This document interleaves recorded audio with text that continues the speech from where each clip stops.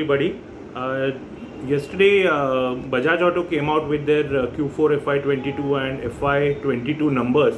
Among the, I would say that amidst the tough environment or the challenging environment that the two-wheeler industry is facing, still a decent set of numbers were reported by Bajaj Auto, and these were better than market expectations.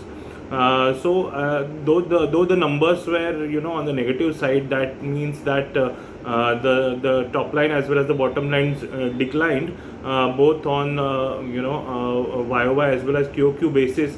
But still, the full year numbers were quite impressive. The volumes for the full year, I would say that apart from the domestic two-wheeler numbers, the exports two-wheelers grew by about 22%. The domestic three-wheelers grew by about 47%, while the exports three-wheelers grew by about 21%. So that was quite a decent growth. Also, the domestic numbers for the motorcycles declined by just about 9%, which was a decline, better than the industry, which faced a double-digit decline in FY22. So for Bajaj Auto, the numbers were quite impressive because it's the Pulsar as well as the City 100, Platina. All these models are still doing well. And despite the semiconductor scarcity which the higher segment faced, the premium segment faced, still the numbers were quite impressive. And mainly the numbers were supported by exports and three-wheelers.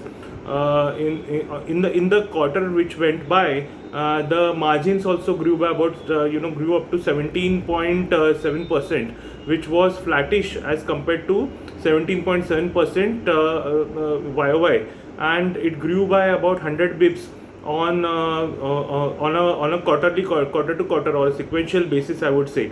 So that is also very, very heartening, because we know that the environment is very tough on the margin front as well, because the raw mat prices are all on surge.